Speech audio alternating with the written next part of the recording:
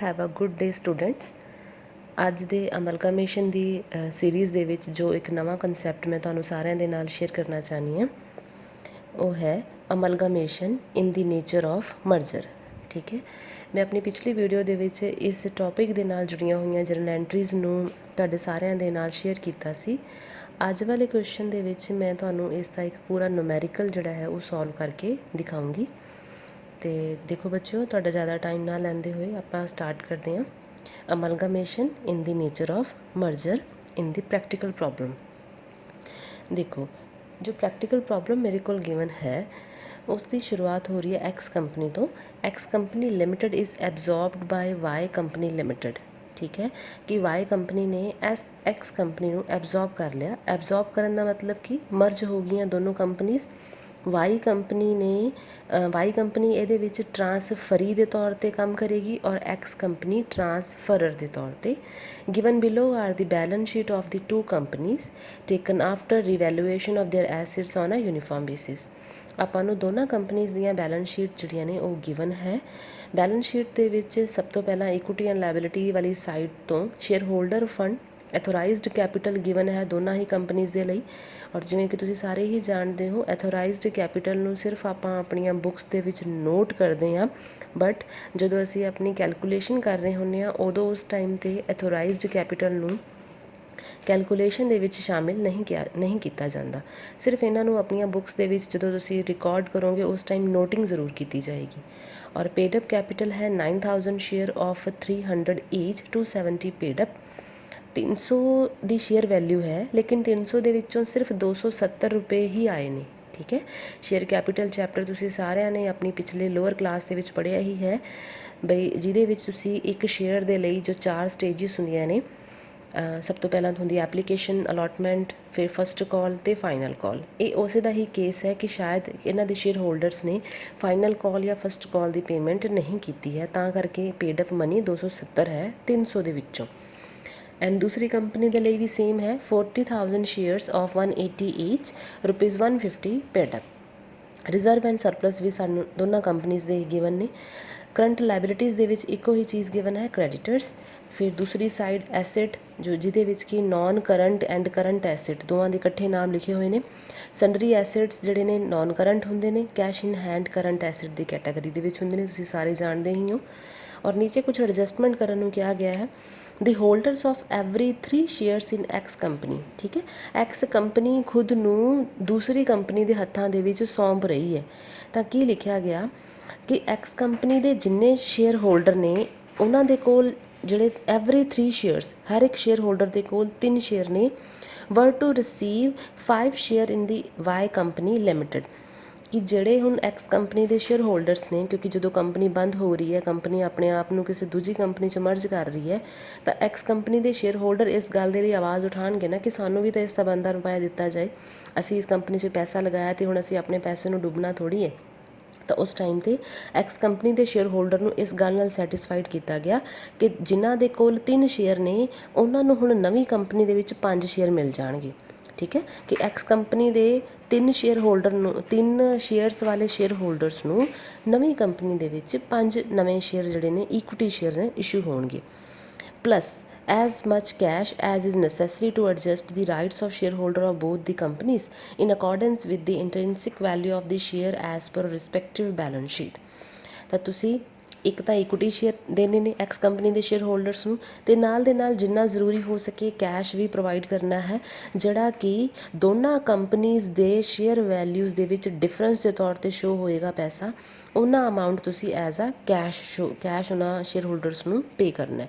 ਔਰ ਸ਼ੇਅਰਸ ਦੀ ਵੈਲਿਊ ਤੁਸੀਂ ਕਿਵੇਂ ਕੱਢੋਗੇ? ਇੰਟਰਿੰਸਿਕ ਵੈਲਿਊ ਆਫ ਸ਼ੇਅਰਸ ਦੇ ਨਾਲ। ਤੁਸੀਂ ਸਾਰੇ ਸ਼ਾਇਦ ਤੁਹਾਨੂੰ ਯਾਦ ਹੋਏਗਾ chapter valuation of share chapter ਹੁੰਦਾ, ਉਹਦੇ ਵਿੱਚ ਤੁਸੀਂ ਇੰਟਰਿੰਸਿਕ ਵੈਲਿਊ ਆਫ ਸ਼ੇਅਰ ਜਿਹੜਾ ਇੱਕ ਸ਼ੇਅਰਸ ਦੀ ਪ੍ਰਾਈਜ਼ ਕੈਲਕੂਲੇਟ ਕਰਨਾ ਸਿੱਖਦੇ ਹੋ।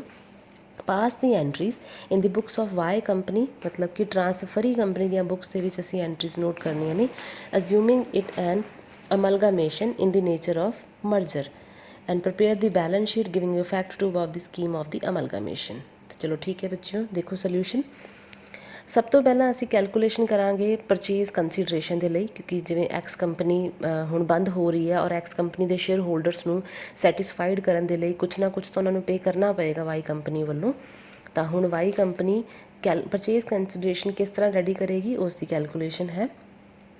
ਦੇਖੋ ਤੁਹਾਨੂੰ ਦੱਸਿਆ ਗਿਆ ਸੀ ਕਿ 3 ਸ਼ੇਅਰ ਜਿਹਦੇ ਕੋਲ ਹੋਣਗੇ ਉਹਨਾਂ ਨੂੰ ਨਵੇਂ 5 ਮਿਲਣਗੇ, ਠੀਕ ਹੈ।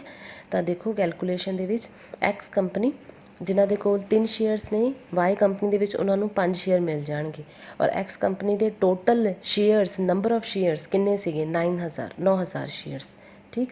ਤਾਂ ਦੇਖੋ 9,000 ਦੀ ਮੈਂ ਕੈਲਕੂਲੇਸ਼ਨ ਕੀਤੀ ਹੈ, 9,000 ਮਲਟੀਪਲਾਈ 3/5 ਕਰਕੇ, ਅਤੇ ਤੁਹਾਡੇ ਕੋਲ ਵੈਲਿਊ ਆ ਜਾਏਗੀ 15,000 ਸ਼ੇਅਰਸ। ਯਾਨੀ ਕਿ ਹੁਣ ਨਵੇਂ ਜਿਹੜੇ ਨੇ 15,000 ਸ਼ੇਅਰਸ ਵਾਈ ਕੰਪਨੀ ਵੱਲੋਂ ਦਿੱਤੇ ਜਾਣਗੇ ਐਕਸ ਕੰਪਨੀ ਦੇ ਸ਼ੇਅਰ ਹੋਲਡਰਸ ਨੂੰ, ਠੀਕ ਹੈ ਬੇਟੇ। ਔਰ 15,000 ਸ਼ੇਅਰਸ ਨੇ ਔਰ ਪੇਡਅਪ ਵੈਲਿਊ ਜਿਹੜੀ ਹੈ ਉਹਨਾਂ ਸ਼ੇਅਰਸ ਦੇ ਲਈ 150 ਹੈ। ਦੇਖੋ ਇੱਥੇ ਪੇਡਅਪ ਵੈਲਿਊ 150 ਵਾਈ ਕੰਪਨੀ ਦੀ ਕਿਉਂ ਲਿਖੀ ਗਈ ਹੈ? ਕਿਉਂਕਿ ਸ਼ੇਅਰਸ ਤਾਂ ਵਾਈ ਕੰਪਨੀ ਹੀ ਦੇ ਰਹੀ ਹੈ ਨਾ, ਐਕਸ ਕੰਪਨੀ ਤਾਂ ਹੁਣ ਖਤਮ ਹੋ ਰਹੀ ਹੈ। ਤਾਂ ਇਸ ਕਰਕੇ ਪੇਡਅਪ ਵੈਲਿਊ ਵਾਈ ਕੰਪਨੀ ਦੇ ਸ਼ੇਅਰਸ ਦੀ ਲਿਖੀ ਜਾਏਗੀ ਔਰ ਵੈਲਿਊ ਆ ਜਾਏਗੀ 22,50,000 ਰੁਪਏ। ਪਲੱਸ ਤੁਹਾਨੂੰ ਕਿਹਾ ਗਿਆ ਸੀ ਜਿੰਨਾ ਜ਼ਰੂਰੀ ਹੋ ਸਕੇ ਕੈਸ਼ ਦੇਣਾ ਹੈ, ਔਰ ਕੈਸ਼ ਕਿਸ ਡਿਫਰੈਂਸ ਦੇ ਵਿੱਚ ਦੇਣਾ ਹੈ? ਦੋਨਾਂ ਕੰਪਨੀਜ਼ ਦੇ ਸ਼ੇਅਰ ਵੈਲਿਊਜ਼ ਦੀ ਡਿਫਰੈਂਸ ਦੇ ਵਿੱਚ। ਇੰਟਰਿੰਸਿਕ ਵੈਲਿਊ ਅਸੀਂ ਸਭ ਤੋਂ ਪਹਿਲਾਂ ਕੈਲਕੂਲੇਟ ਕਰਾਂਗੇ ਦੋਨਾਂ ਕੰਪਨੀਜ਼ ਦੇ ਸ਼ੇਅਰਸ ਦੇ ਲਈ। ਦੇਖੋ ਨੈਟ ਐਸਿਟ ਐਕਸ ਕੰਪਨੀ ਔਰ ਵਾਈ ਕੰਪਨੀ, 2 ਕਾਲਮ ਮੈਂ ਓਪਨ ਕਰ ਲਏ। ਉਸ ਤੋਂ ਬਾਅਦ ਸੰਡਰੀ ਐਸਿਟਸ ਤੁਸੀਂ ਆਪਣੇ ਕੁਐਸਚਨ ਦੇ ਵਿੱਚ ਦੇਖ ਸਕਦੇ ਹੋ। ਸੰਡਰੀ ਐਸਿਟਸ ਐਕਸ ਕੰਪਨੀ ਦੇ ਵਿੱਚ ਨੇ 33,70,000 ਔਰ ਵਾਈ ਕੰਪਨੀ ਦੇ ਵਿੱਚ ਨੇ 87,15,000।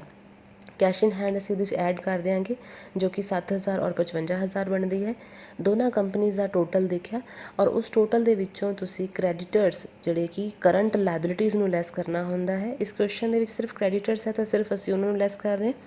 ਅਦਰਵਾਈਜ਼ ਅਗਰ ਕਰੰਟ ਲਾਇਬਿਲਿਟੀਜ਼ ਦੇ ਵਿੱਚ ਕੁਝ ਹੋਰ ਵੀ ਮੈਂਸ਼ਨ ਹੁੰਦਾ ਤਾਂ ਉਹ ਵੀ ਲੈਸ ਹੋ ਜਾਣਾ ਸੀ। ਕੁੱਲ ਮਿਲਾ ਕੇ ਕਿ ਕਰੰਟ ਲਾਇਬਿਲਿਟੀਜ਼ ਨੂੰ ਅਸੀਂ ਲੈਸ ਕਰਨਾ ਹੁੰਦਾ। ਔਰ ਦੇਖੋ 1,10,000 ਐਂਡ 1,30,000 ਦੋਨਾਂ ਕੰਪਨੀਜ਼ ਦੇ ਕ੍ਰੈਡੀਟਰਸ ਨੂੰ ਲੈਸ ਕਰਨ ਤੋਂ ਬਾਅਦ ਸਾਡੇ ਕੋਲ ਜੋ ਨੈਟ ਵੈਲਿਊ, ਨੈਟ ਐਸਿਡਸ ਬਚਿਆ ਹੈ ਉਹ ਹੈ 32,67,000 ਐਕਸ ਕੰਪਨੀ ਦੇ ਕਾਲਮ ਦੇ ਵਿੱਚ ਔਰ ਵਾਈ ਕੰਪਨੀ ਦੇ ਕਾਲਮ ਦੇ ਵਿੱਚ 86,40,000 ਦਾ ਬੈਲੈਂਸ ਜੋ ਹੈ ਰਿਮੇਨ ਹੈ। ਹੁਣ ਅਸੀਂ ਇੰਟਰਿੰਸਿਕ ਵੈਲਿਊ ਦੇਖਾਂਗੇ। ਇੰਟਰਿੰਸਿਕ ਵੈਲਿਊ ਦਾ ਫਾਰਮੂਲਾ ਬਹੁਤ ਹੀ ਆਸਾਨ ਹੈ, net asset divided by number of equity shares. ਔਰ ਤੁਸੀਂ ਸਾਰੇ ਆਪਣੀ ਸਕਰੀਨ 'ਤੇ ਦੇਖ ਸਕਦੇ ਹੋ। ਔਰ ਸਭ ਤੋਂ ਪਹਿਲਾਂ ਮੈਂ ਐਕਸ ਕੰਪਨੀ ਦੇ ਲਈ ਸ਼ੇਅਰਸ ਦੀ ਵੈਲਿਊ ਕੈਲਕੂਲੇਟ ਕੀਤੀ ਤਾਂ ਉਸ ਦਾ ਪ੍ਰਾਈਸ ਆ ਗਿਆ 363 ਰੁਪਏ ਇੱਕ ਸ਼ੇਅਰ ਦੀ ਵੈਲਿਊ। ਔਰ ਵਾਈ ਕੰਪਨੀ ਦੇ ਲਈ ਉਸੇ ਸ਼ੇਅਰ ਦੀ ਵੈਲਿਊ 216 ਰੁਪਏ ਆਈ ਹੈ, ਠੀਕ ਹੈ। ਹੁਣ ਅਸੀਂ ਡਿਫਰੈਂਸ ਚੈੱਕ ਕਰਾਂਗੇ ਕਿਉਂਕਿ ਸਾਨੂੰ ਇਹੀ ਕਿਹਾ ਗਿਆ ਸੀ ਕਿ ਦੋਨਾਂ ਕੰਪਨੀ ਦੇ ਇੰਟਰਿੰਸਿਕ ਵੈਲਿਊ ਆਫ ਸ਼ੇਅਰਸ ਕੈਲਕੂਲੇਟ ਕਰਕੇ ਔਰ ਉਹਨਾਂ ਦੇ ਡਿਫਰੈਂਸ ਨੂੰ ਐਜ਼ ਅ ਕੈਸ਼ ਫਾਰਮ ਦੇ ਵਿੱਚ ਤੁਸੀਂ ਸ਼ੇਅਰ ਹੋਲਡਰ ਨੂੰ ਪ੍ਰੋਵਾਈਡ ਕਰਨਾ ਹੈ। ਐਕਸ ਕੰਪਨੀ ਦੇ ਟੋਟਲ ਸ਼ੇਅਰ ਸੀਗੇ 9,000 ਮਲਟੀਪਲਾਈ 363 ਤਾਂ ਵੈਲਿਊ ਤੁਹਾਡੇ ਸਾਹਮਣੇ ਹੈ। ਉਸ ਤੋਂ ਬਾਅਦ ਵਾਈ ਕੰਪਨੀ ਦੇ ਸ਼ੇਅਰਸ ਨੇ ਜੋ ਹੁਣ ਉਹਨਾਂ ਨੇ ਨਵੇਂ ਪ੍ਰੋਵਾਈਡ ਕਰਨੇ ਨੇ, ਠੀਕ ਹੈ। 15,000 ਉਹਨਾਂ ਨੇ ਉੱਪਰ ਲਿਖਿਆ, ਉੱਪਰ ਕੈਲਕੂਲੇਟ ਤੁਸੀਂ ਕਰ ਚੁੱਕੇ ਹੋ ਕਿ ਵਾਈ ਕੰਪਨੀ ਹੁਣ ਨਵੇਂ 15,000 ਇਕੁਇਟੀ ਸ਼ੇਅਰ ਦੇਵੇਗੀ ਐਕਸ ਕੰਪਨੀ ਦੇ ਸ਼ੇਅਰ ਹੋਲਡਰਸ ਨੂੰ ਸੈਟਿਸਫਾਈਡ ਕਰਨ ਦੇ ਲਈ as in the farm of purchase consideration. ਤਾਂ 15,000 ਜਿਹੜੇ ਸ਼ੇਅਰ ਉਹ ਨਵੇਂ ਇਸ਼ੂ ਕਰਨਗੇ ਔਰ ਉਹਨਾਂ ਦੇ ਸ਼ੇਅਰਸ ਦਾ ਰੇਟ ਹੈ 216 ਔਰ ਦੋਵਾਂ ਦੇ ਕੈਸ਼ ਡਿਫਰੈਂਸ ਆ ਚੁੱਕਿਆ 27,000 ਰੁਪਏ, ਠੀਕ ਹੈ। ਤਾਂ ਟੋਟਲ ਪਰਚੇਜ਼ ਕੰਸੀਡਰੇਸ਼ਨ ਕਿੰਨਾ ਬਣਿਆ ਜਿਹੜਾ ਕਿ ਵਾਈ ਕੰਪਨੀ ਐਕਸ ਕੰਪਨੀ ਨੂੰ ਦੇਵੇਗੀ? 22,50,000 ਇਕੁਇਟੀ ਸ਼ੇਅਰ ਦੇ ਰੂਪ ਦੇ ਵਿੱਚ ਅਤੇ 27,000 ਰੁਪਇਆ ਕੈਸ਼ ਦੇ ਰੂਪ ਦੇ ਵਿੱਚ। ਤਾਂ ਟੋਟਲ ਪਰਚੇਜ਼ ਕੰਸੀਡਰੇਸ਼ਨ ਬਣ ਗਿਆ 22,77,000, ਠੀਕ ਹੈ। ਤਾਂ ਇਸ ਤੋਂ ਅੱਗੇ ਹੁਣ ਅਸੀਂ ਆਪਣੀ ਜਨਰਲ ਐਂਟਰੀਜ਼ ਦੀ ਜੋ ਕੈਲਕੂਲੇਸ਼ਨ ਹੈ ਉਸ ਨੂੰ ਰਾਈਟ ਡਾਊਨ ਕਰਾਂਗੇ। ਇਨ ਦੀ ਬੁੱਕਸ ਆਫ ਵਾਈ ਕੰਪਨੀ ਜੋ ਕਿ ਟਰਾਂਸਫਰੀ ਕੰਪਨੀ ਹੈ, ਮੈਂ ਨਾਲ ਮੈਂਸ਼ਨ ਵੀ ਕੀਤਾ ਹੋਇਆ ਹੈ ਕਿ ਟਰਾਂਸਫਰੀ ਕੰਪਨੀ, ਔਰ ਉਸ ਦੀਆਂ ਐਂਟਰੀਜ਼ ਦੇ ਵਿੱਚ ਸਭ ਤੋਂ ਪਹਿਲੀ ਐਂਟਰੀ ਤੁਸੀਂ ਪਾਉਂਦੇ ਹੋ ਪਰਚੇਜ਼ ਕੰਸੀਡਰੇਸ਼ਨ ਦੇ ਲਈ ਕਿ ਦੋਨਾਂ ਕੰਪਨੀਜ਼ ਦੇ ਵਿੱਚ ਜਿਹੜਾ ਐਗਰੀਮੈਂਟ ਹੋਇਆ ਹੈ ਉਹ ਕਿਸ ਪ੍ਰਾਈਜ਼ ਮਨੀ 'ਤੇ ਹੋਇਆ ਹੈ। ਤਾਂ ਦੇਖੋ entry business purchase account debit to liquidators of X company limited account. ਇਹ ਐਂਟਰੀਜ਼ ਤੁਸੀਂ ਮੇਰੀ ਪਹਿਲਾਂ ਵਾਲੀ ਵੀਡੀਓਜ਼ ਦੇ ਵਿੱਚ ਵੀ ਚੈੱਕ ਕਰ ਸਕਦੇ ਹੋ। Business purchase account debit to liquidator of X company limited account 22,70,000 ਦੇ ਨਾਲ ਡੈਬਿਟ ਔਰ 22,70,000 ਦੇ ਨਾਲ ਕ੍ਰੈਡਿਟ ਸਾਈਡ ਦੇ ਵਿੱਚ ਅਸੀਂ ਆਪਣੀਆਂ ਵੈਲਿਊਜ਼ ਨੂੰ ਫਿਟ ਕਰ ਲਿਆ। ਉਸ ਤੋਂ ਬਾਅਦ ਸੈਕਿੰਡ ਐਂਟਰੀ ਹੈ, ਪਿਛਲੀ ਵੀਡੀਓਜ਼ ਦੇ ਵਿੱਚ ਵੀ ਮੈਂ ਤੁਹਾਨੂੰ ਦੱਸਿਆ ਸੀ ਕਿ ਜਦੋਂ ਟਰਾਂਸਫਰੀ ਕੰਪਨੀ ਦੇ ਵਾਲੀ ਸਾਈਡ ਤੋਂ ਪੁਲਿੰਗ ਆਫ ਇੰਟਰਸਟ ਮੈਥਡ ਦੇ ਵਿੱਚ ਜਦੋਂ ਅਸੀਂ ਐਂਟਰੀਜ਼ ਨੂੰ ਨੋਟ ਕਰਦੇ ਹਾਂ ਉਸ ਟਾਈਮ ਅਸੀਂ ਸਨਡਰੀ ਐਸਿਡਸ ਜੋ ਪਰਚੇਜ਼ ਕੰਸੀਡਰੇਸ਼ਨ ਔਰ ਕ੍ਰੈਡੀਟਰਸ ਹੁੰਦੇ ਨੇ ਔਰ ਸਨਡਰੀ ਐਸਿਡਸ ਔਰ ਕੈਸ਼ ਹੁੰਦੇ ਨੇ ਜੋ ਡੈਬਿਟ ਔਰ ਕ੍ਰੈਡਿਟ ਹੈ, ਉਹਨਾਂ ਦੇ ਡਿਫਰੈਂਸਿਸ ਨੂੰ ਅਸੀਂ ਰਿਜ਼ਰਵ ਅਕਾਊਂਟ ਦੇ ਵਿੱਚ ਨੋਟ ਕਰਦੇ ਹਾਂ। ਠੀਕ ਹੈ, ਜਦੋਂ ਟਰਾਂਸਫਰਰ ਆਪਣੀਆਂ ਬੁੱਕਸ ਦੇ ਵਿੱਚ ਨੋਟ ਕਰ ਰਿਹਾ ਹੁੰਦਾ ਤਾਂ ਉਹ ਇਨ ਦੀ ਨੇਚਰ ਆਫ ਪਰਚੇਜ਼ ਜਦੋਂ ਅਸੀਂ ਕਰ ਰਹੇ ਹੁੰਦੇ ਹਾਂ ਕੈਲਕੂਲੇਸ਼ਨ, ਇਹ ਮਰਜਰ ਦੇ ਵਿੱਚ ਆਪਾਂ ਕਰ ਰਹੇ ਹਾਂ, ਤਾਂ ਉਸ ਵੇਲੇ ਗੁੱਡਵਿਲ ਔਰ ਕੈਪੀਟਲ ਰਿਜ਼ਰਵ ਦੇ ਨਾਮ ਦੇ ਨਾਲ ਚੀਜ਼ਾਂ ਨੂੰ ਸ਼ੋ ਕੀਤਾ ਜਾਂਦਾ ਹੈ। ਅਗਰ ਡੈਬਿਟ ਸਾਈਡ ਬੈਲੈਂਸ ਬਚਦਾ ਹੈ ਤਾਂ ਗੁੱਡਵਿਲ, ਔਰ ਕ੍ਰੈਡਿਟ ਸਾਈਡ ਬੈਲੈਂਸ ਬਚਦਾ ਹੈ ਤਾਂ ਕੈਪੀਟਲ ਰਿਜ਼ਰਵ। ਲੇਕਿਨ ਇਨ the nature of merger pooling interest method ਦੇ ਵਿੱਚ ਰਿਜ਼ਰਵ ਅਕਾਊਂਟ ਦੇ ਵਿੱਚ ਪੈਸੇ ਜਿਹੜੇ ਨੇ ਐਡਜਸਟ ਕੀਤੇ ਜਾਂਦੇ ਨੇ ਜੇ ਕਿਤੇ ਵੀ ਕੁਛ ਡੈਬਿਟ ਔਰ ਕ੍ਰੈਡਿਟ ਹੋ ਰਿਹਾ। ਦੇਖੋ ਐਂਟਰੀ ਸਨਡਰੀ ਐਸਿਡਸ ਅਕਾਊਂਟ ਡੈਬਿਟ 33,70,000, ਇਹ ਵੈਲਿਊ ਤੁਸੀਂ ਆਪਣੀ ਕੁਐਸਚਨ ਦੇ ਵਿੱਚ ਦੇਖ ਸਕਦੇ ਹੋ। Cash account debit 7,000। ਇਹ ਸਾਰੀਆਂ ਵੈਲਿਊਜ਼ ਜਿਹੜੀਆਂ ਬੇਟੇ ਤੁਸੀਂ ਸਭ ਨੇ ਬੁੱਕ ਵੈਲਿਊ ਦੇ ਉੱਪਰ ਹੀ ਲਿਖਣੀਆਂ ਹੁੰਦੀਆਂ ਨੇ, ਚਾਹੇ ਤੁਸੀਂ ਚੀਜ਼ਾਂ ਨੂੰ ਮਾਰਕੀਟ ਪ੍ਰਾਈਸ 'ਤੇ ਟੇਕ ਓਵਰ ਕਰ ਰਹੇ ਹੋ, ਲੇਕਿਨ ਰਾਈਟ ਡਾਊਨ ਜਦੋਂ ਕਰੋਗੇ ਤਾਂ ਉਸ ਵੇਲੇ ਬੁੱਕ ਵੈਲਿਊ 'ਤੇ ਹੀ ਕਰੋਗੇ। ਸਨਡਰੀ ਕ੍ਰੈਡੀਟਰਸ ਨੇ ਦੇਖੋ 1,10,000 ਐਕਸ ਕੰਪਨੀ ਦੇ, ਬਿਜ਼ਨਸ ਪਰਚੇਜ਼ ਜੋ ਉਹਨਾਂ ਨੂੰ ਮਿਲਿਆ 22,77,000 ਔਰ ਬੈਲੈਂਸ ਬਚ ਗਿਆ 9,90,000 ਕ੍ਰੈਡਿਟ ਵਾਲੀ ਸਾਈਡ 'ਤੇ, ਜਿਹੜਾ ਕਿ ਰਿਜ਼ਰਵ ਅਕਾਊਂਟ ਨੂੰ ਟਰਾਂਸਫਰ ਹੋ ਕੇ ਬੈਲੈਂਸ ਸ਼ੀਟ ਦੇ ਵਿੱਚ ਐਡਜਸਟ ਕੀਤਾ ਜਾਏਗਾ। ਦੇਖੋ next entry, next and last entry liquidators of X company account debit to share capital account to cash account. ਇਹ ਐਂਟਰੀ ਰਿਸੀਵਿੰਗ ਵਾਸਤੇ ਹੁੰਦੀ ਹੈ ਕਿ ਜੋ ਐਕਸ ਕੰਪਨੀ ਦਾ ਲੀਗਲ ਲਿਕੁਇਡੇਟਰ ਹੈ, ਕਿਉਂਕਿ ਇਹ ਸਾਰਾ ਕੰਮ ਬੜਾ ਲੀਗਲੀ ਹੁੰਦਾ ਹੈ, ਤਾਂ ਹਰ ਕੰਪਨੀ ਨੂੰ ਜੋ ਕੰਪਨੀ ਬੰਦ ਹੋ ਰਹੀ ਹੈ ਜਾਂ ਜੋ ਕੰਪਨੀ ਦੂਸਰੀ ਕੰਪਨੀ ਨੂੰ ਅਡੋਪਟ ਕਰ ਰਹੀ ਹੈ, ਦੋਵਾਂ ਨੂੰ ਹੀ ਲੀਗਲੀ ਪਰਸਨ ਜਿਹੜੇ ਨੇ ਅਪੋਇੰਟ ਕਰਵਾਉਣੇ ਪੈਂਦੇ ਨੇ ਔਰ ਉਹਨਾਂ ਨੂੰ ਅਸੀਂ ਲਿਕੁਇਡੇਟਰ ਦੇ ਨਾਮ ਨਾਲ ਜਾਣਦੇ ਹਾਂ। ਇੱਥੇ ਐਕਸ ਕੰਪਨੀ ਦਾ ਜੋ ਲਿਕੁਇਡੇਟਰ ਹੈ ਉਹ ਸਾਰਾ ਪੈਸਾ ਰਿਸੀਵ ਕਰੇਗਾ ਔਰ ਕੰਪਨੀ ਐਕਸ ਕੰਪਨੀ ਦੇ ਸ਼ੇਅਰ ਹੋਲਡਰਸ ਤੱਕ ਪਹੁੰਚਾਏਗਾ। ਤਾਂ ਦੇਖੋ ਰਿਸੀਵਿੰਗ ਦੀ ਐਂਟਰੀ ਹੈ liquidator of X company account debit 22,77,000, ਇਹ ਟੋਟਲ ਪਰਚੇਜ਼ ਕੰਸੀਡਰੇਸ਼ਨ ਸੀ। ਟੂ ਸ਼ੇਅਰ ਕੈਪੀਟਲ, ਸ਼ੇਅਰ ਦੇ ਫਾਰਮ ਦੇ ਵਿੱਚ ਮਿਲਿਆ ਹੈ 22,50,000, ਟੂ ਕੈਸ਼ ਅਕਾਊਂਟ 27,000। ਠੀਕ ਹੈ, ਇਸ ਦੇ ਨਾਲ ਹੀ ਜੋ ਵਾਈ ਕੰਪਨੀ ਦੀਆਂ ਬੁੱਕਸ ਦੇ ਵਿੱਚ ਜੋ ਜਨਰਲ ਐਂਟਰੀਜ਼ ਨੇ ਉਹ ਕੰਪਲੀਟ ਹੋ ਜਾਂਦੀਆਂ ਨੇ। ਅਤੇ ਇਸ ਤੋਂ ਬਾਅਦ ਜੋ ਕੁਐਸਚਨ ਦੇ ਵਿੱਚ ਸਾਨੂੰ ਦੱਸਿਆ ਗਿਆ ਹੈ ਕਿ ਬੈਲੈਂਸ ਸ਼ੀਟ ਵੀ ਬਣਾ ਕੇ ਦਿਖਾਓ ਵਾਈ ਕੰਪਨੀ ਦੀ ਬੁੱਕ ਦੇ ਵਿੱਚ, ਜੋ ਹੁਣ ਨਵੀਂ ਕੰਪਨੀ ਰੈਡੀ ਹੋ ਰਹੀ ਹੈ। ਤਾਂ ਦੇਖੋ ਬੇਟੇ equity and liability, first head ਜੋ ਲਾਇਬਿਲਿਟੀ ਵਾਲੀ ਸਾਈਡ ਦੇ ਵਿੱਚ, ਔਰ ਉਹਦੇ ਅੰਦਰ 3 ਤਰ੍ਹਾਂ ਦੀਆਂ ਜੋ ਹੈਡ ਨੇ ਹੋਣਗੇ। ਫਸਟ ਹੈਡ ਹੁੰਦਾ ਸ਼ੇਅਰ ਹੋਲਡਰ ਫੰਡ, ਸੈਕਿੰਡ ਹੈ non current liabilities and third ਹੈ current liabilities. Share holder funds ਦੇ ਵਿੱਚ ਪੇਡ ਅਪ ਜੋ ਕੈਪੀਟਲ ਹੈ ਉਹਨਾਂ ਦੀ ਗਿਵਨ, ਉਹ ਤੁਸੀਂ ਲਿਖੋਗੇ 55,000 ਸ਼ੇਅਰਸ। ਦੇਖੋ 55,000 ਸ਼ੇਅਰਸ ਪੇਡਅਪ ਕਿਵੇਂ ਬਣੇ, 40,000 ਉਸ ਕੰਪਨੀ ਦੇ ਖੁਦ ਦੇ ਆਪਣੇ ਸ਼ੇਅਰ ਸੀਗੇ, ਠੀਕ ਹੈ, ਕੰਪਨੀ ਨੂੰ ਐਕਵਾਇਰ ਕਰਨ ਤੋਂ ਪਹਿਲਾਂ।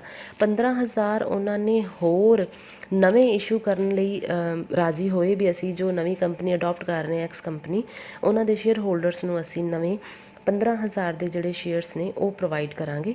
ਤਾਂ 40 + 15,000 ਕਰਕੇ 55,000 ਦੇ ਟੋਟਲ ਸ਼ੇਅਰ ਹੁਣ ਵਾਈ ਕੰਪਨੀ ਦੇ ਕੋਲ ਆ ਗਏ ਔਰ ਜਿਨ੍ਹਾਂ ਦੀ ਪੇਡਅਪ ਵੈਲਿਊ 150 ਹੈ ਔਰ ਦੋਨਾਂ ਨੂੰ ਮਲਟੀਪਲਾਈ ਕਰਕੇ ਵੈਲਿਊ ਤੁਹਾਡੇ ਕੋਲ ਅਮਾਊਂਟ ਵਾਲੇ ਕਾਲਮ ਦੇ ਵਿੱਚ ਆ ਜਾਏਗੀ 82,50,000 ਰੁਪਏ। ਇਸ ਤੋਂ ਬਾਅਦ ਬੇਟੇ ਜੋ ਤੁਹਾਡਾ ਸੈਕਿੰਡ ਹੈਡ ਹੈ ਸ਼ੇਅਰ ਹੋਲਡਰ ਫੰਡਸ ਦੇ ਵਿੱਚ ਜੋ ਤੁਸੀਂ ਆਪਣਾ ਸੈਕਿੰਡ ਸ਼ੇਅਰ ਕੈਪੀਟਲ ਤੋਂ ਇਲਾਵਾ ਜੋ ਆਪਣਾ ਸੈਕਿੰਡ ਪਾਰਟ ਕੰਪਲੀਟ ਕਰੋਗੇ reserve and surplus. Reserve and surplus ਵਾਲੇ ਹੈਡ ਦੇ ਵਿੱਚ ਸਭ ਤੋਂ ਪਹਿਲਾਂ ਰਿਜ਼ਰਵ ਫੰਡ ਹੈ। ਰਿਜ਼ਰਵ ਫੰਡ ਦੇ ਵਿੱਚ ਰਾਜੇ 25,70,000 ਜੋ ਰਿਜ਼ਰਵ ਹੈ ਉਹ ਵਾਈ ਕੰਪਨੀ ਦਾ ਆਪਣਾ ਪਹਿਲਾਂ ਤੋਂ ਹੀ ਸੀ ਔਰ 9,90,000 ਨਵਾਂ ਰਿਜ਼ਰਵ ਤੁਸੀਂ ਕ੍ਰੀਏਟ ਕੀਤਾ ਹੈ ਸੈਕਿੰਡ ਨੰਬਰ ਐਂਟਰੀ ਦੇ ਵਿੱਚ, ਉਹ ਹੁਣ ਇਹਦੇ ਵਿੱਚ ਐਡ ਹੋ ਜਾਏਗਾ ਔਰ ਟੋਟਲ ਵੈਲਿਊ 35,60,000 ਦੀ ਜੋ ਤੁਹਾਡੇ ਅਮਾਊਂਟ ਵਾਲੇ ਕਾਲਮ ਦੇ ਵਿੱਚ ਨੋਟ ਹੋ ਜਾਏਗੀ। ਐਂਡ ਜੋ ਸੈਕਿੰਡ ਹੈ ਸਰਪਲਸ, ਸਰਪਲਸ ਦੇਖੋ ਸਿਰਫ ਵਾਈ ਕੰਪਨੀ ਦਾ ਹੀ ਸਰਪਲਸ ਤੁਸੀਂ ਇੱਥੇ ਨੋਟ ਕਰੋਗੇ, ਸਰਪਲਸ ਆਫ ਵਾਈ ਕੰਪਨੀ 70,000 ਜੀ। ਨੋਨ ਕਰੰਟ ਲਾਇਬਿਲਿਟੀਜ਼ ਇਸ ਕੰਪਨੀ ਦੀਆਂ ਬਿਲਕੁਲ ਨਿਲ ਨੇ, ਅਸੀਂ ਉਹ ਕਾਲਮ ਜ਼ਰੂਰ ਖੋਲਾਂਗੇ ਚਾਹੇ ਉਹਦੀ ਵੈਲਿਊ ਨਿਲ ਹੋਵੇ। And third current liabilities, current liabilities ਦੇ ਵਿੱਚ ਕ੍ਰੈਡੀਟਰਸ ਆ ਜਾਣਗੇ ਦੋਨਾਂ ਕੰਪਨੀਜ਼ ਦੇ। 1,10,000 ਹੈ ਐਕਸ ਕੰਪਨੀ ਦੇ ਔਰ 1,30,000 ਵਾਈ ਕੰਪਨੀ ਦੇ ਖੁਦ ਦੇ ਆਪਣੇ ਸੀ, ਟੋਟਲ ਹੋ ਗਿਆ 2,40,000। ਤੁਹਾਡੇ ਸਾਰਿਆਂ ਦੇ ਦਿਮਾਗ ਦੇ ਵਿੱਚ ਇੱਥੇ ਇੱਕ ਕੁਐਸਚਨ ਆਏਗਾ ਕਿ ਅਸੀਂ ਓਨਲੀ ਕਰੰਟ ਲਾਇਬਿਲਿਟੀਜ਼ ਹੀ ਦੋਨਾਂ ਕੰਪਨੀਜ਼ ਦੀਆਂ ਕਿਉਂ ਜੋੜੀਆਂ, ਉੱਪਰ ਵਾਲੇ ਦੂਸਰੇ ਜੋ ਸ਼ੇਅਰ ਹੋਲਡਰ ਫੰਡਸ ਦੇ ਵਿੱਚ ਆਈਟਮਸ ਨੇ ਉਹਨਾਂ ਨੂੰ ਕਿਉਂ ਨਹੀਂ ਐਡ ਕੀਤਾ ਗਿਆ। ਤਾਂ ਰਾਜੇ ਜਦੋਂ ਟੇਕ ਓਵਰ ਹੁੰਦੀ ਹੈ ਤਾਂ ਉਸ ਵੇਲੇ ਓਨਲੀ ਜੋ ਕੰਪਨੀ ਐਕਵਾਇਰ ਹੋ ਰਹੀ ਹੁੰਦੀ ਹੈ ਉਸ ਦੇ ਸਾਰੇ ਐਸਿਡਸ ਅਤੇ ਉਸ ਦੀਆਂ ਕਰੰਟ ਲਾਇਬਿਲਿਟੀਜ਼ ਨੂੰ ਹੀ ਟੇਕ ਓਵਰ ਕੀਤਾ ਜਾਂਦਾ ਹੈ। ਠੀਕ ਹੈ। ਕੈਪੀਟਲ ਜਿਹੜੀ ਹੁੰਦੀ ਹੈ, ਕੈਪੀਟਲ ਨੂੰ ਟੇਕ ਓਵਰ ਨਹੀਂ ਕੀਤਾ ਜਾਏਗਾ, ਕਿਉਂਕਿ ਕੈਪੀਟਲ ਐਕਵਾਇਰ ਹੋ ਰਹੀ ਕੰਪਨੀ ਦੇ ਸ਼ੇਅਰ ਹੋਲਡਰਸ ਦਾ ਪੈਸਾ ਹੁੰਦੀ ਹੈ। ਜਦੋਂ ਹੁਣ ਕੰਪਨੀ ਬੰਦ ਹੋ ਰਹੀ ਹੈ ਤਾਂ ਉਸ ਦੇ ਸ਼ੇਅਰ ਹੋਲਡਰਸ ਆਪਣਾ ਪੈਸਾ ਵਾਪਸ ਲੈਣਗੇ ਨਾ, ਤਾਂ ਉਹ ਪੈਸਾ ਉਹਨਾਂ ਦੇ ਸ਼ੇਅਰ ਹੋਲਡਰਸ ਨੂੰ ਆਟੋਮੈਟਿਕਲੀ ਰਿਟਰਨ ਹੋ ਜਾਂਦਾ ਹੈ, ਜੋ ਕਿ ਵਾਈ ਕੰਪਨੀ ਦੇ ਕੋਲ ਨਹੀਂ ਆਏਗਾ ਹੁਣ। ਠੀਕ, ਇਸ ਕਰਕੇ ਅਸੀਂ ਓਨਲੀ ਕਰੰਟ ਲਾਇਬਿਲਿਟੀਜ਼ ਦੇ ਵਿੱਚ ਹੀ ਐਕਵਾਇਰ ਹੋ ਰਹੀ ਕੰਪਨੀ ਅਤੇ ਜੋ ਕੰਪਨੀ ਐਕਵਾਇਰ ਕਰ ਰਹੀ ਹੈ, ਦੋਨਾਂ ਦੀਆਂ ਜੋ ਲਾਇਬਿਲਿਟੀਜ਼ ਨੇ ਉਹਨਾਂ ਨੂੰ ਐਡ ਕਰਕੇ ਲਿਖਦੇ ਹੁੰਦੇ ਆ। ਐਂਡ ਸੈਕਿੰਡ ਸਾਈਡ ਹੁੰਦੀ ਹੈ ਐਸਿਡ ਸਾਈਡ। ਐਸਿਡ ਸਾਈਡ ਦੇ ਵਿੱਚ ਦੋ ਹੀ ਹੈਡ ਹੁੰਦੇ ਨੇ, ਫਸਟ ਹੈ non current acid and second one is current acid. Non current acids ਦੇ ਵਿੱਚ ਸੰਡਰੀ ਐਸਿਡਸ ਨੇ ਜਿਹੜੇ ਕਿ ਟੇਕ ਓਵਰ ਵੀ ਕੀਤੇ ਗਏ, ਉਹਨਾਂ ਦੋਵਾਂ ਦੀਆਂ ਬੁੱਕ ਵੈਲਿਊਜ਼ ਨੂੰ ਤੁਸੀਂ ਐਡ ਕਰਕੇ ਲਿਖ ਦਿਓਗੇ। ਐਕਸ ਕੰਪਨੀ ਦੇ ਐਸਿਡਸ ਨੇ 33,70,000 ਔਰ ਵਾਈ ਕੰਪਨੀ ਦੇ ਐਸਿਡਸ ਨੇ 87,15,000। ਦੋਵਾਂ ਦਾ ਟੋਟਲ 1,20,85,000 ਰੁਪਏ ਮੈਂ ਅਮਾਊਂਟ ਵਾਲੇ ਕਾਲਮ ਦੇ ਵਿੱਚ ਨੋਟ ਕਰ ਲਿਆ। ਕਰੰਟ ਐਸਿਡਸ ਦੇਖੋ, ਕਰੰਟ ਐਸਿਡਸ ਦੇ ਵਿੱਚ ਕੈਸ਼ ਇਨ ਹੈਂਡ ਆਈਟਮ ਹੈ ਆਪਣੇ ਕੋਲ। ਕੈਸ਼ ਇਨ ਹੈਂਡ ਦੇ ਵਿੱਚ ਦੋਨਾਂ ਕੰਪਨੀਜ਼ ਦੇ ਵੈਲਿਊਜ਼ ਨੂੰ ਮੈਂ ਨੋਟ ਡਾਊਨ ਕੀਤਾ। 55,000 ਵਾਈ ਕੰਪਨੀ ਦੀ ਵੈਲਿਊ ਹੈ ਔਰ 7,000 ਐਕਸ ਕੰਪਨੀ ਦੀ ਵੈਲਿਊ ਹੈ, ਜਿਹਦੇ ਵਿੱਚੋਂ 27,000 ਰੁਪਇਆ ਲੈਸ ਹੋ ਜਾਏਗਾ, ਕਿਉਂਕਿ ਵਾਈ ਕੰਪਨੀ 27,000 ਰੁਪਇਆ ਕੈਸ਼ ਫਾਰਮ ਦੇ ਵਿੱਚ ਦੇ ਵੀ ਰਹੀ ਹੈ, ਤਾਂ ਜੋ ਪੇਮੈਂਟ ਉਹ ਕਰ ਰਹੀ ਹੈ ਉਹ ਲੈਸ ਹੋ ਜਾਏਗੀ। ਤਾਂ ਜੋ ਨੈਟ ਬੈਲੈਂਸ ਕੈਸ਼ ਇਨ ਹੈਂਡ ਵਾਲੇ ਅਕਾਊਂਟ 'ਚ ਬਚੇਗਾ, ਉਹ ਬਚੇਗਾ 35,000। ਔਰ ਦੇਖੋ ਐਸਿਡ ਸਾਈਡ ਦਾ ਟੋਟਲ ਵੀ 1,21,20,000 ਆ ਚੁੱਕਿਆ ਔਰ ਸੇਮ ਟੋਟਲ ਲਾਇਬਿਲਿਟੀ ਵਾਲੀ ਸਾਈਡ 'ਤੇ ਵੀ ਹੈ 1,21,20,000। ਔਰ ਇਸ ਦੇ ਨਾਲ ਹੀ ਜੋ ਤੁਹਾਡਾ ਨੂਮੈਰੀਕਲ ਹੈ, ਪ੍ਰੈਕਟੀਕਲ ਪ੍ਰੋਬਲਮ ਹੈ ਇਨ ਦੀ ਨੇਚਰ ਆਫ ਮਰਜਰ, ਉਹ ਕੰਪਲੀਟ ਹੋ ਜਾਂਦਾ। ਮੈਂ ਉਮੀਦ ਕਰਦੀ ਹਾਂ ਕਿ ਤੁਹਾਨੂੰ ਸਾਰਿਆਂ ਨੂੰ ਇਹ ਨੂਮੈਰੀਕਲ ਸਮਝ ਆਇਆ ਹੋਵੇਗਾ ਔਰ ਅਮਲਗਾਮੇਸ਼ਨ ਦਾ ਇਹ ਟੌਪਿਕ ਵੀ ਤੁਸੀਂ ਸਾਰੇ ਬਹੁਤ ਅੱਛੀ ਤਰ੍ਹਾਂ ਸਮਝ ਚੁੱਕੇ ਹੋਵੋਗੇ। Thank you so much.